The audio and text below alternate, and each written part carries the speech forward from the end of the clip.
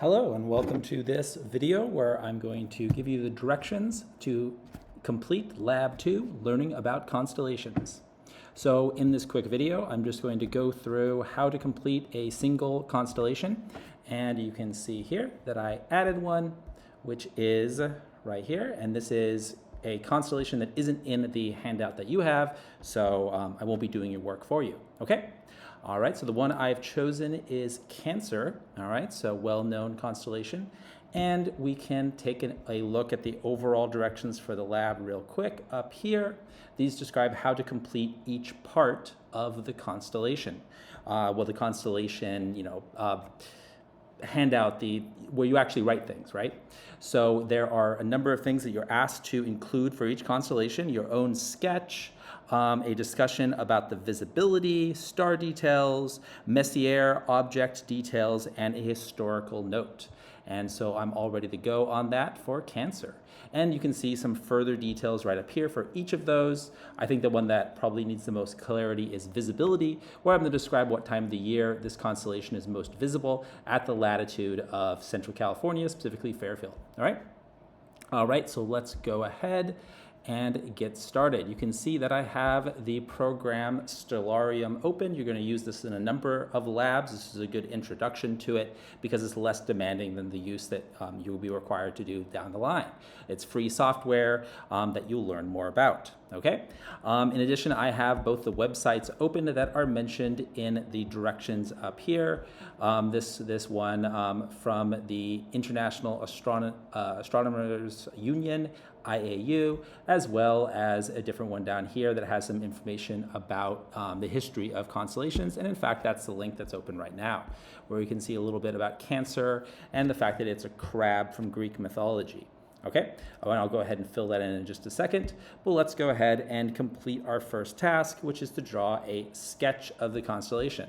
The suggestion is to use this website here, where I've already opened up a picture of the Cancer constellation, and so you could imagine doing a sketch from that picture that would look something like this. Let's go ahead and draw some stars. We'll make those as red points.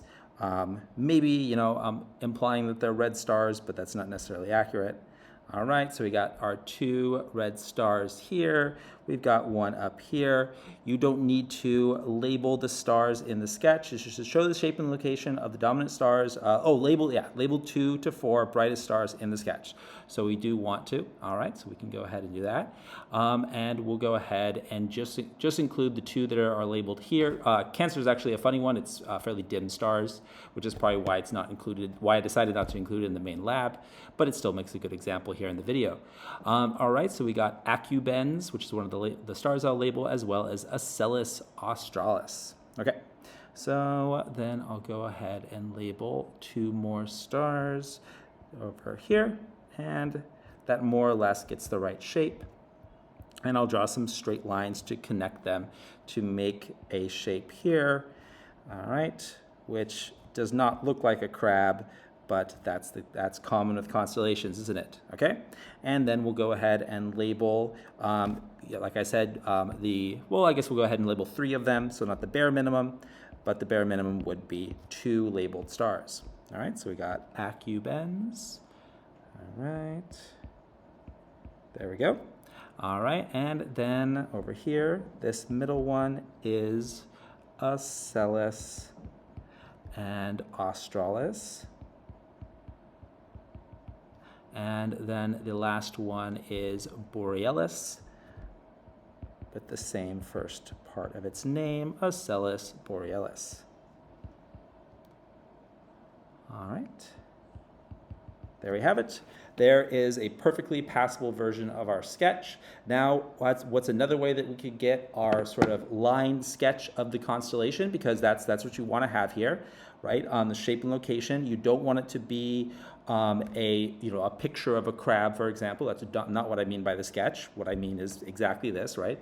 sort of like the stick dot diagram. And we could also get that from Stellarium alternatively, right? Using the website is fine, but it's good to get some practice over here. Now, when you open up Stellarium, by default, it's going to show you the ground of some location. It's not meant to represent where you really are. It's also going to show you the particular time of day. I'm filming this video in the afternoon, the late afternoons. You can see that the sun is still up. And so we want to be able to see the night sky. I could do that by progressing the time, but I'm going to do it differently. So let's see how I'm going to do it. I'm going to go over to settings here and do the sky and viewing options. Go ahead and open that up. And I'm going to turn off the ground, turn off fog, and I'll go ahead and leave on landscape labels because that's just going to give us things like north and northwest and so on. Okay, so let's take a look at what those changes have done. So now there's no ground, but there still is the sky, well, namely the atmosphere. Okay, so that is in a separate panel within this option over here. So once again, I'm using the menu. I just wanted to point out sky and viewing options, which you could do directly with F4 apparently. But anyway, initially I had the landscape tab open. I don't know if that's by default or it's just the last one I used. But I'm going to go over to the tab on the far left, which is sky, just by clicking on that. And I'm going to turn off atmospheric visualization. All right, so that's basically going to conclude all of our settings within this particular menu. And now we can see that it's as if it was nighttime and as if we were like out in space and there was nothing to obscure our vision because we can look all the way down, or of course we'd be looking into the ground if we were based on Earth. All right, so let's go ahead then and head over to Cancer. The fastest way to do this is just to search for it. You can see I typed it in previously, but if you wanted to, you just type in the words Cancer. All right, and you can see it comes up, and that's going to be the constellation. There is, I believe, something else called Cancer, or a particular star within it that just has, it's just like Cancer Delta, but here we're just given this particular object, and it's going to move over there. I actually happen to already have it centered on Cancer, but for the sake of showing you how it works, let's go over to some different section of the sky and do it one more time. So search for Cancer. I'll just use the saved search here. These are just recent searches. And click on it, and you can see that our view just slides right over. Now, does that look anything like the sketch that I just drew based on the website? No, because I don't have the lines turned on. So I went over again by just mousing over to the lower left-hand corner, and I don't have to open up any particular menu here because these are kind of like key built-in settings that are down here along this bar. And we want to turn on some of these on the far left. These are all settings that apply to constellations. This one will turn on the constellation lines. The next one over in the direction of heading from the far left to the right, we have constellation labels and then the actual art. All right. So let's go ahead and turn on the lines, and we can see there is our Cancer constellation. This one shows another band or another line that doesn't show up here. That's different interpretations on lines. They're not, the only thing that's official about constellations is the section of the sky that they block out. So this sort of like set of rectangles is the official designation within anything within that portion of the sky is in the Cancer constellation. But the exact number of lines is up to interpretation. And so you can see Stellarium includes a line that the website did not. Okay, but that's fine. You could draw it either way, and you won't have that discrepancy in for all constellations. But perhaps because this one is particularly faint, that's it's open for interpretation. And then we'll go ahead and turn on the label to confirm that we are in fact looking at Cancer. Good confirmation there that our search worked.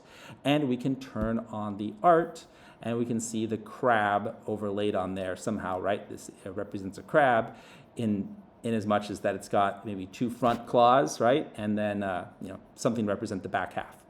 Okay, so let's go ahead and turn off the art, and we'll just leave this up for now, head back over here and see about completing our next item, all right? Which is going to be visibility. All right, so Stellarium is great for working with visibility. Oh, you can see that I clicked on something. Whenever you click on a star, it gives you a bunch of data about that star, including its exact declination and altitude, which are changing as Earth, rotates, as well as orbits, but that's going to be a much slower change. So let's go ahead and not click on anything. But let's go ahead and turn the ground back on for the sake of finding its visibility, okay? So I'm going to go back over here to landscape and show the ground, all right? But we're going to leave the atmosphere off, like so, all right? So atmosphere, it remains off. And at this time of the day when the sun hasn't even set, of course, we're not seeing Cancer. So let's go ahead and take a look at our time settings over here, all right? So how do we change the time? All right, well, let's go open up our time here. So we can progress through hours by clicking on these here, all right? So we can go, it's on a 24-hour clock, so nighteen is going to be 7 or rather 9 o'clock, and then we can head over to, well, that actually would have been 7. Head over to 20, which is 8 o'clock, right? 9 o'clock is 2100, 22, 10, 2300 is 11, and then of course 0, which would be your 24, is midnight, right? So let's go ahead and based off of that, take a look at when we can possibly see Cancer. We're going to look at it setting and rising, all right? So let's go ahead and find it again. I'm going to go ahead and search for it a second time. So search for Cancer. All right, so it's well below the ground, so it would not be visible. And I don't think it's going to, let's see, it's going to rise, all right? So it's going to rise at like 5 a.m., right? Around 4 a.m., it's just over the horizon, rising at 5. But of course, then the sun is coming up right behind it. And so it seems like certainly this is going to be bad visibility, right? So Cancer does not appear to be particularly visible in August, okay? So that's a start of being able to answer this question here about the time of the year we can see it, okay? So then what we want to take a look at is a different month. So let's go ahead and progress to a different time of the year, about kind of the opposite season. So we're going to go to February and see about Cancer's visibility in February. I wasn't tracking it, so let's go ahead and find it. Okay, so of course we're at 6 a.m., so that's, although the days are shorter in February, the sun isn't up by 6 a.m., still that shouldn't be our prime viewing time. So let's kind of go to midnight and see about where Cancer is visible. All right, 2 a.m., 1 a.m., okay, Cancer's kind of coming straight up. Okay, and yeah, so right at midnight, sort of middle of the night, those long winter nights in February, as well as if we go back to January. So I jumped a whole month, so I got to find Cancer again. Maybe this time I can just wing it. There we go. So, oh wow, it's really straight ahead. It's almost like right at our zenith, which is looking straight up from in your local sky perspective, at midnight on January 24th. The year doesn't matter, right? There's going to be very little variation over years, and so. What we're looking at here is a constellation that seems to be visible in the winter, all right? So it's going to have prime viewing time in the winter months. So probably let's go ahead and take a look at like December as well. Yep, December matches. So, and maybe take a look at November as well. And sticking to midnight is going to give you enough information. So you can just, at this point, once you've kind of got the lay of the land and are realizing you're just identifying months of peak viewing, you can just leave the time at midnight and just change the month as I'm doing. And so we can just continue to change the month as we go over here into October, and then finally into September. We can see we lose it at midnight, although it would probably be visible later in the night. So yeah, you can see it, 2 a.m., right? So there would be some viewing, and certainly before sunrise in September. So we're coming up on some times, but that's really pushing it, right? So what we're left with here is peak viewing in the months of November through, we already know February was good, and how about March? Let's go ahead and see. I've got more or less the hang of it for finding it in this case, but I lost it again. There it is, all right, because it went up over the peak of the sky. And so at midnight, it's already starting to set by these later months. And if we continue over and take a look at April, we can see at midnight it's not great for viewing. It would be probably better viewing, around like 10 or something. So yeah, you can kind of catch it, but we can see March is our end of good viewing. So November to March is our peak visibility. So let's go back over to what I would write. And so describe what time of the year. And so best to view. All right, between, it was November and March. And then I could say it is a winter constellation.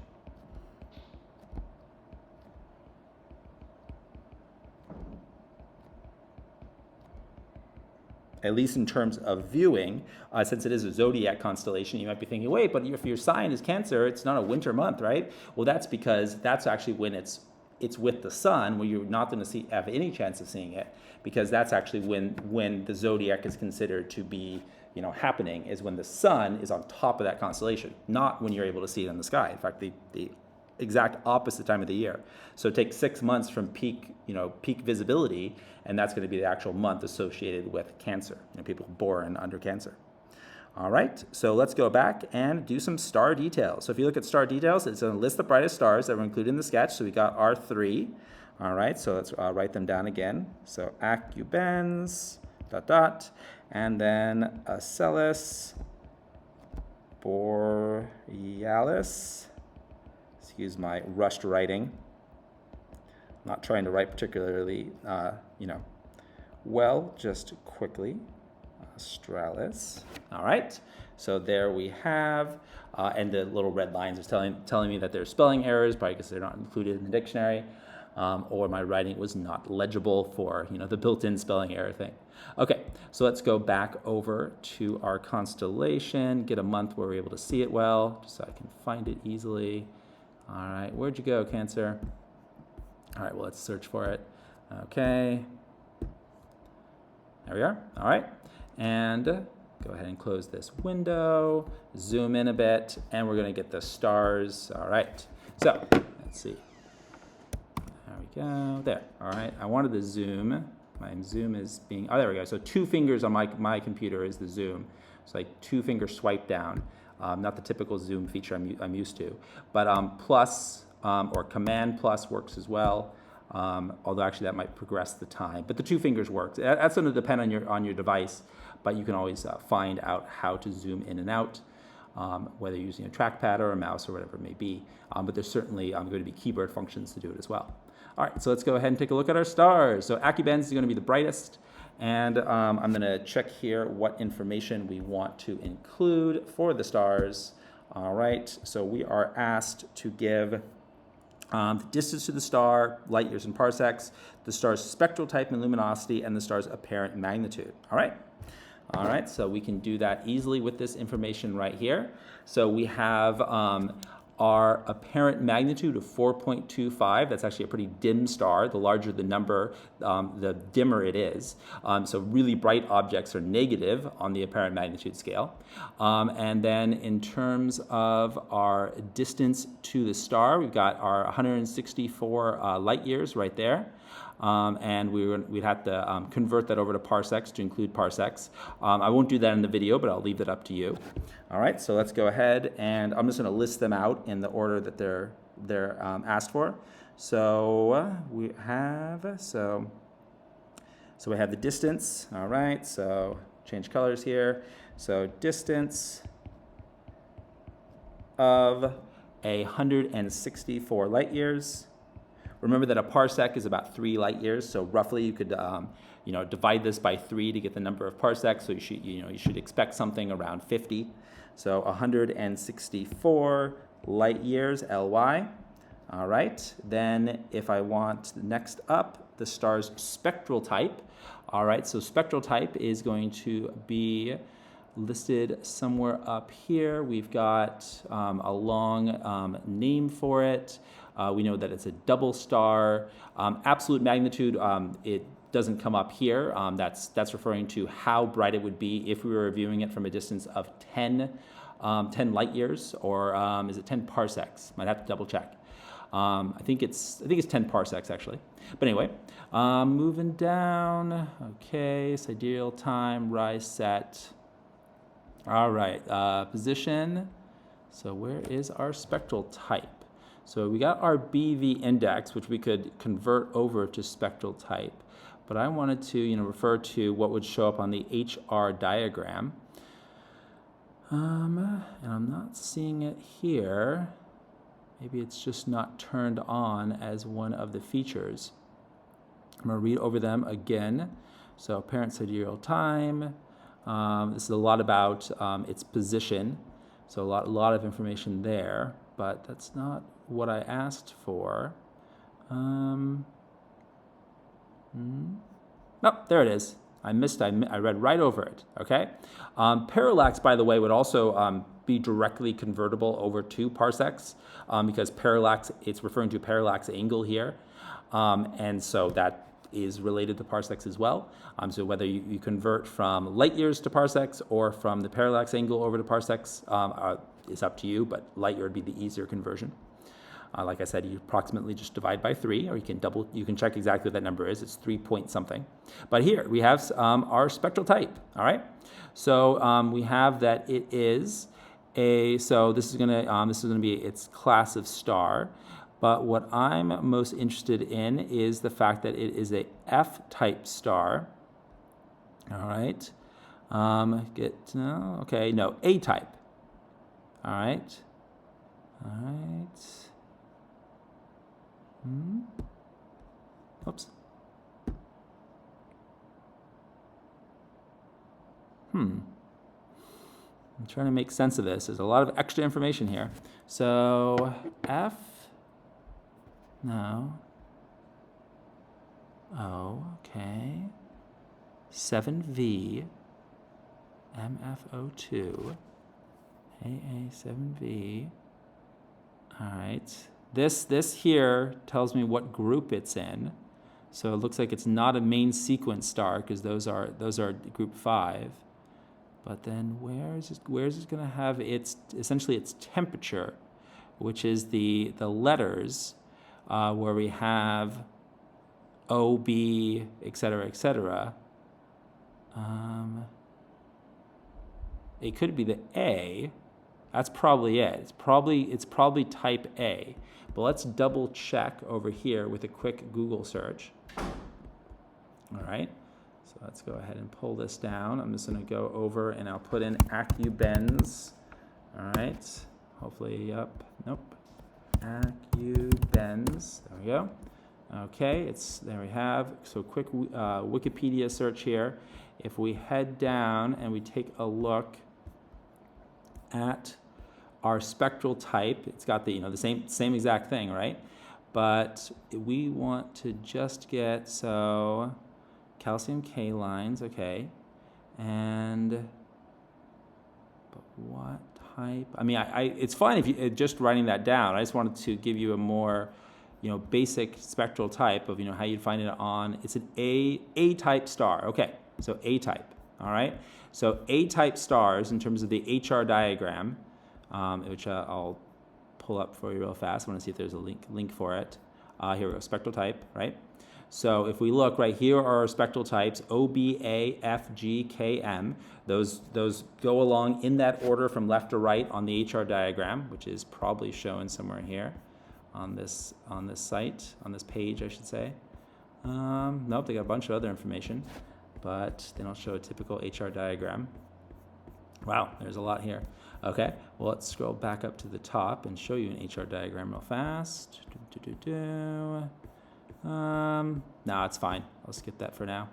But these are spectral types, and indeed they are on the horizontal axis of the HR diagram, and ours is a type A. So if we go back over here and click back on our AccuBens star, then that would have been, so K is, a subclass of it, but A, that's the letter that we're interested in.